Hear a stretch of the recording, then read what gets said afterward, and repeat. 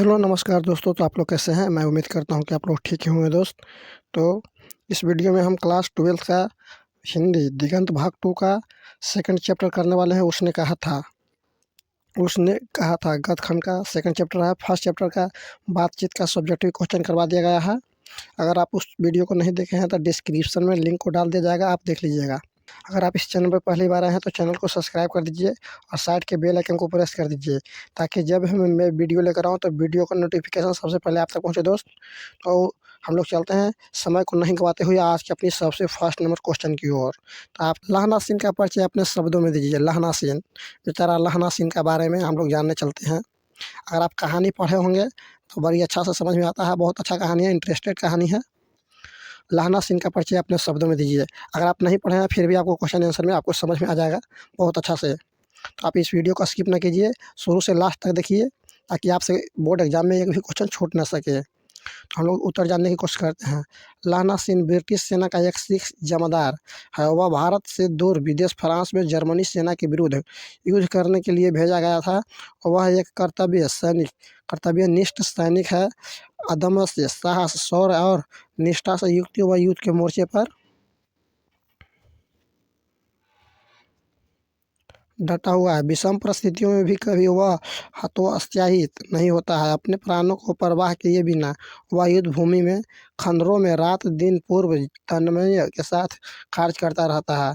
कई दिनों तक खंदक में बैठकर निगरानी करते हुए जब वह उब जाता है तो एक दिन वह अपने सूबेदार से कहता है कि यहाँ की इस कार्य ड्यूटी से उसका मन भर गया है। ऐसी निष्क्रियता से वह अपनी क्षमता का प्रदर्शन नहीं कर पा रहा है। और वह कहता है कि मुझे तो संगीन चढ़ाकर मार्च का हुक्म मिल जाए, फिर 7 जर्मन को अकेले मारकर न लौटूं तो मुझे दरबार साहब की देहली पर मत्था टेकने नसीब न हो। उसके इन शब्दों में दृढ़ निश्चय एवं आत्मोत्सर्ग की भावना निहित है। वह शत्रुओं से लोहे लेने के लिए इतना उत्कंठित है कि उसका कथन जो इस शब्दों में प्रकट होता है, बिना फेरे घोड़ा बिगड़ता है और बिना लड़े सिपाही शत्रु की हर चाल को विफल करने की अपूर्ण क्षमता एवं दूरदर्शिता उसमें थी। लहना सिंह का परिचय हम लोग जानिए दोस्त। आगे जानते हैं। उसने जीवन का एक दूसरा पहलू भी है, उसकी मानवीय संवेदन, वचनबद्धता तथा प्रेम। अपनी किशोरावस्था में एक बालिका के प्रति उसका अव्यक्त प्रेम था। कालांतर में वह सेना में भर्ती हो गया तथा संयोग वंश से उसे यह ज्ञात हुआ कि वह बालिका अब सूबेदार की पत्नी है। इससे भेंट होने पर सूबेदार की पत्नी ने अपने पति एवं फौज में भर्ती उसके अपने एकमात्र पुत्र की रक्षा का वचन लहना सिंह से लिया, जिसका पालन पालन लहना सिंह ने अपने प्राणों की बाजी लगाकर किया। यह उसकी कर्तव्य अरानियत तथा वचन का पालन करने का उत्कृष्ट उदाहरण है। हम लोग लहना सिंह का परिचय जानेंगे दोस्तों। नेक्स्ट क्वेश्चन है। उसने कहा था कहानी पहली बार कब प्रकाशित हुई थी? उसने कहा था कहानी पहली बार 1915 में प्रकाशित हुई थी। कब हुआ था फ्रेंड? 1915 ईस्वी में। इस पर एक फिल्म भी बना हुआ है। उसने कहा था। नेक्स्ट क्वेश्चन को चलते हैं दोस्त। Next question. उसने कहा था कहानी में किसने किससे क्या कहा था? उसने कहा था एक क्वेश्चन के टाइप है। इस कहानी में किसने किससे कहा था? उसने कहा था कहानी में सूबेदारनी ने लहना सिंह से कहा है कि जिस तरह उस समय उसके एक बार घोड़े की लातों से उसकी रक्षा की थी, उसी प्रकार उसे पति और एकमात्र पुत्र की भी वह रक्षा करे। वह उसके आगे अपना आंचल पसार कर भिक्षा मांगती है। यह बात लहना सिंह के मर्म को छू जाती है। जब लहना सिंह छोटा था, ये अमृतसर की कहानी है। वहाँ पर एक 8 साल की छोटी लड़की के साथ एक दुकान पर मिलती है और यहाँ पर दोनों का बात विचार शुरू होता है फ्रेंड।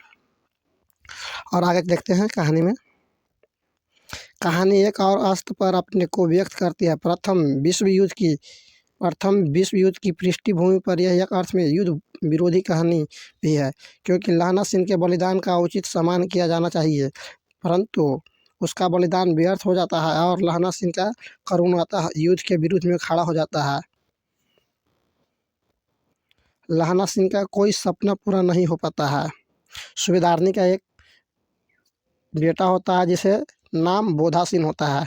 उसी को बचाने के लिए लहना सिंह से भिक्षा मांगती है कि उसे बॉर्डर पर सही से यानी युद्ध भूमि में उसे रक्षा करे। लहना सिंह को बोलते हैं सूबेदारनी।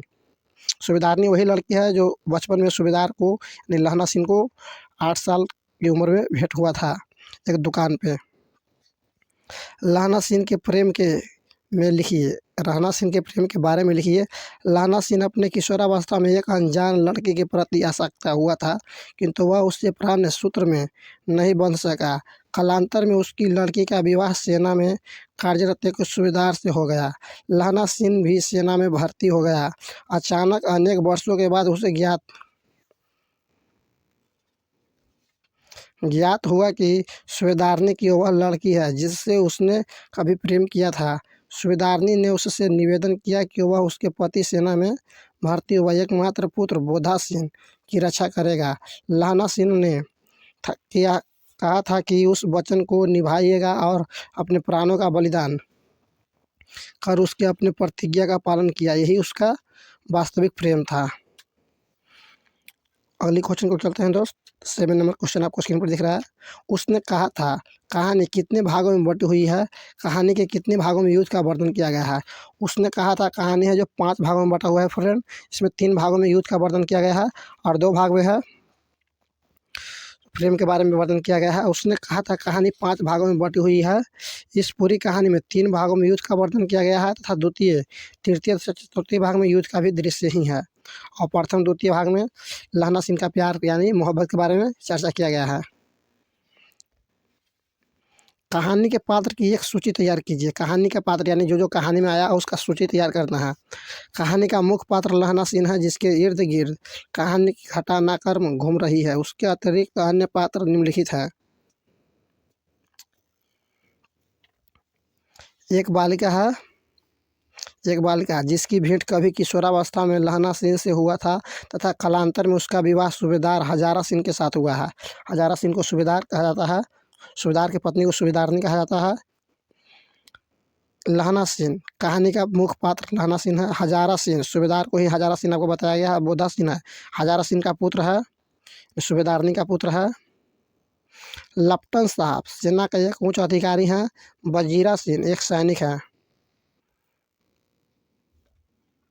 जाड़ा क्या है? मौत है और निमोनिया से मरने वाले को मुरब्बे नहीं मिला करते हैं। वजीरा सिंह की इस कथन का क्या आशय है? वजीरा सिंह ने कहा था कि मौत और निमोनिया के मरने वाले को मुरब्बे नहीं मिलते हैं। इसका उत्तर जानने की कोशिश करते हैं दोस्त। वजीरा सिंह जो पलटन का विदूषक है, विदूषक मतलब जोकर होता है, यानी पलटन साहब थे। जोकर मतलब हंसी बनाने वाला, उसे बोला जाता है। लहना सिंह को कहते हैं कि अपने स्वास्थ्य की रक्षा करो। जाड़ा की ठंड मौत का कारण बन सकती है। मरने के बाद तुम्हें कुछ प्राप्त होने वाला नहीं है। यदि निमोनिया से तुम्हारा मृत्यु हो जाती है तो तुम्हें कोई मुरब्बा अथवा अन्य स्वादिष्ट वस्तुएं नहीं मिलेगी। जीवन का सुख फिर नहीं मिलेगा। साथ ही तुम अपने अस्तित्व को इस प्रकार समाप्त कर दोगे कि अर्थात मृत्यु ही अंतिम सच्चाई है। नेक्स्ट क्वेश्चन, अगला क्वेश्चन को चलते हैं दोस्त।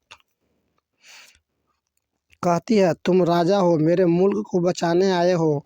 वजीरा की इस कथन में किसकी ओर संकेत करता है? यह कथन उस देश संभवतः फ्रांस की एक महिला का है। उसके बगल के बगीचे में जब वजीरा सिंह अथवा उसके अन्य साथी जाते हैं तो वहाँ के मालिनी महिला इन लोगों को फल, दूध तथा अन्य भोज्य पदार्थ बहुत प्रसन्न होकर देती है तथा उसके लिए उसमें पैसे नहीं लेती है। उसे इस बात की प्रशंसा है कि उस सैनिक है इसके देश को जर्मनी हमला वालों की रक्षा करने के लिए आए हुए हैं, अतः वह उन सैनिकों को अपना रक्षक मानकर उनका स्वागत सतर्क करने को तत्पर रहती है। कहती है तुम राजा हो, मेरे मुल्क को बचाने आए हो। और वजीरा सिंह कथन में किसकी ओर संकेत करता है? क्वेश्चन तो हो ही गया फ्रेंड। 12 नंबर क्वेश्चन है।